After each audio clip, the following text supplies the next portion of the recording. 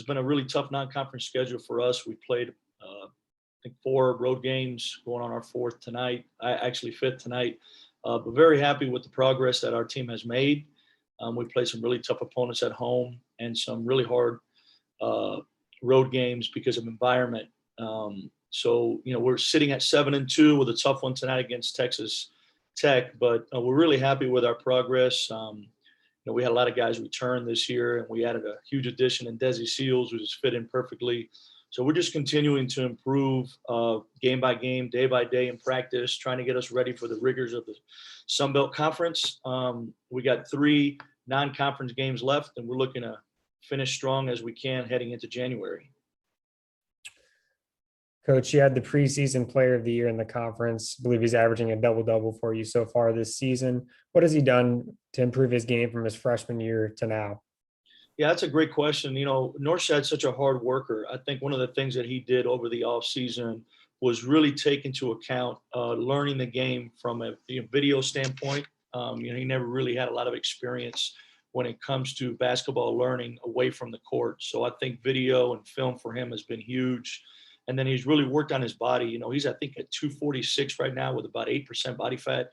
Got a great specimen. And then his outside shooting, he's extended his game out to the 3-point line, and we're allowing him to shoot those that are good shots for him that are open. And those are things that at the next level, hopefully after he leaves us, he'll be able to, use to help him make some money playing basketball. We're still improving on his assist to turnover ratio. I think that's something that's just going to come with time and playing and experience, but, he's learning and getting better with that. But I'll just say, the way he approaches every day is just phenomenal. He's a very humble young man, very modest, just always wants to learn, great teammate. So, he's just getting better day by day, and it's going to take him a while. It's only his 4th year playing organized basketball, which is amazing to say. But he's got a great future ahead of him. And I know he's going to be good with his continued work ethic.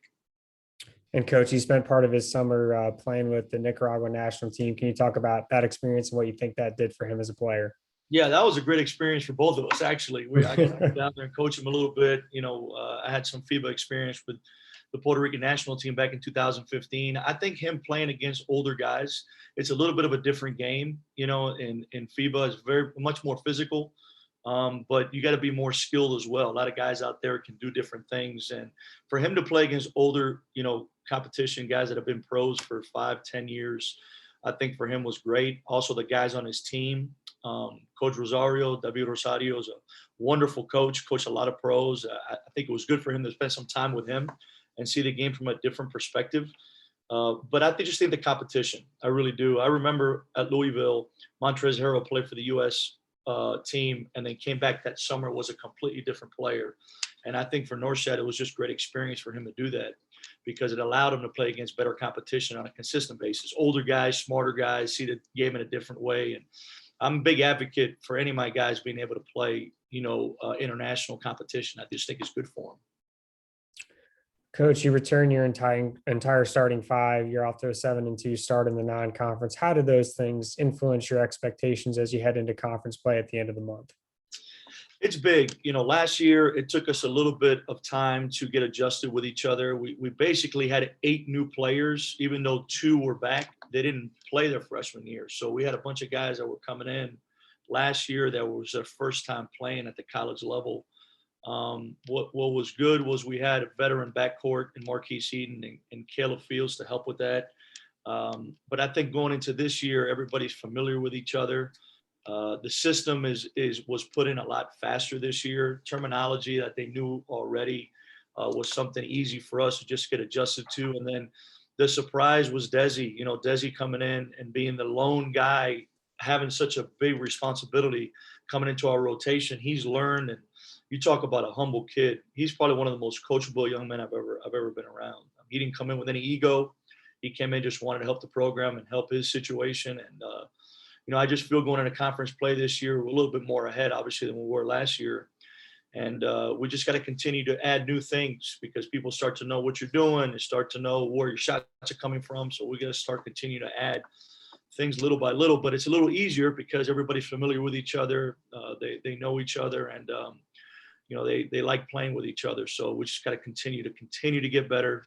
Practice is big for us. It's hard to get practice days now with so many games back to back to back. But again, with the experience and the maturity level, I think it's good for us going into conference play and feel more comfortable with each other.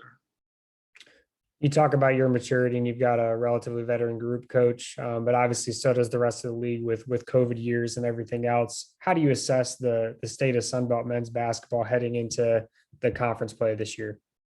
I think it's really good.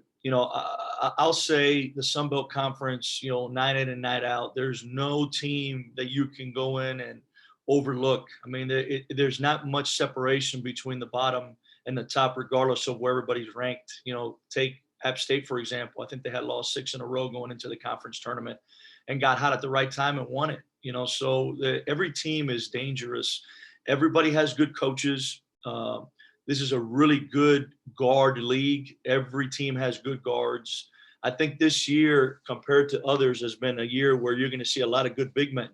You got Louisiana with Okumba and Brown, Norshad, obviously, Coastal with Mustafa. You got March at Little Rock. There's a lot of good players around the league. I think that the league is sitting very good. I think 10 of the 12 teams, or maybe 11 right now, have winning records in the non-conference. So that shows you right there that it's very competitive. And we just beat each other up come January. So I guess is who can withstand all the blows and be healthy at the end of the year, because no matter where you go, no matter who you play, they're going to be well prepared and they got good players. So we just got to take into account how difficult the league is and just try to do the things that you do. Try to do the ordinary things at an extraordinary pace and just stay the course throughout the next 2 months of conference play. And then looking ahead a little bit, coach, to Pensacola, what are your thoughts on Pensacola as the site of the Sun Belt tournament, and what did the atmosphere mean for your team last year, and what are you looking forward to for this March as well? Yeah, I love it. I love the fact that every team gets to go in the conference tournament. I think that's huge for college basketball. I think having it in a centralized location, kind of a / destination place where people can go and relax for a week. We had fans come up and spend some time at the beach and enjoy themselves. I think it was a great venue. I really do. I think it's just only going to get better.